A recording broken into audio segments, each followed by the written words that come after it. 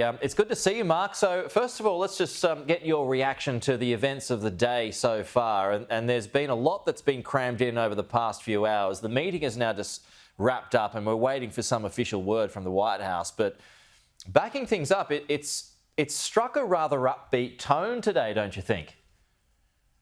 Well, it hasn't been the worst day, no. I think, President Trump and President Zelensky had a good meeting, clearly. I mean, I think there's limitations to what they can get done together without having Putin in the room. I really think we knew this after the Putin meeting, that it really needed to be a trilateral discussion.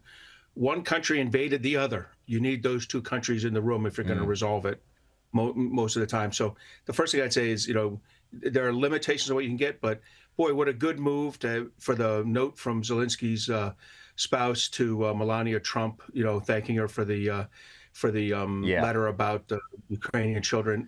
That's a reminder to the base of the Republican Party that Donald Trump relies on. One of the most egregious offenses of the Ukrainians of the Russians against Ukraine is the theft of the 19,000 plus children. Yeah, and also, I mean, on a lighter note, Zelensky not wearing the T-shirt today. He's gone the full suit, which was quite a humorous moment, but it just shows how far things have come since February. No, I agree. And look, he clearly didn't have a throwdown with J.D. Vance. That's good. I think he got along well. Here's the other thing. President Trump, if you watch him, is always on pretty good behavior around Macron and Keir Starmer.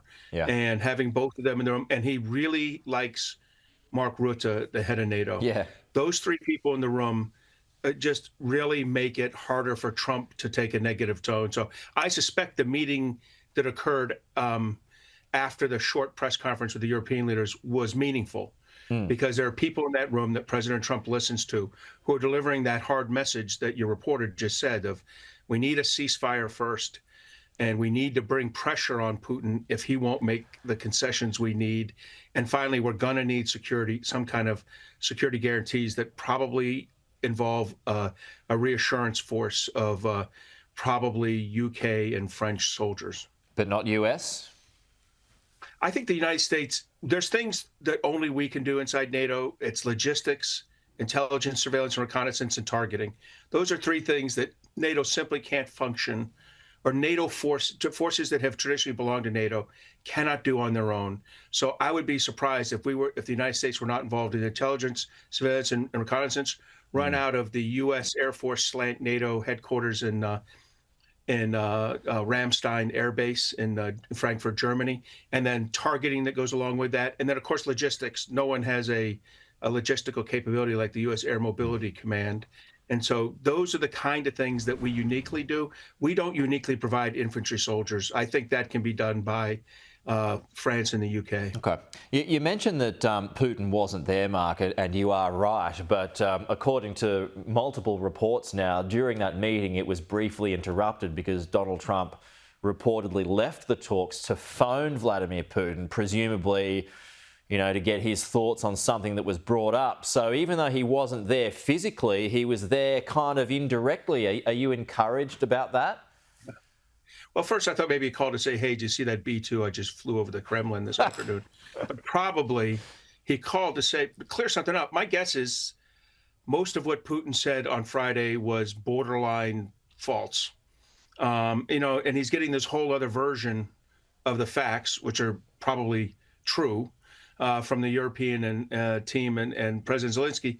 And he probably at one point, feeling that he needed to get clarification or get an understanding, would reach out to Putin. That's the only reason I think he would do that so short circuit. So do you think there will be a trilateral discussion now, or even four if Emmanuel Macron has his way by saying, well, someone from Europe's got to be involved as well? Do you think that'll happen as a next step?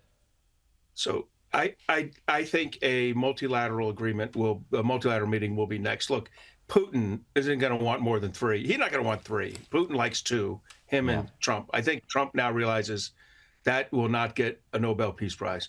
So then he's going to he'll get Zelensky in there. I think the Europeans are right to push for them. It's hard to say who it should be. I don't think it's the European Union in this case, and I think NATO would put having Mark Rutte there would put Yeah. Putin in the breakers.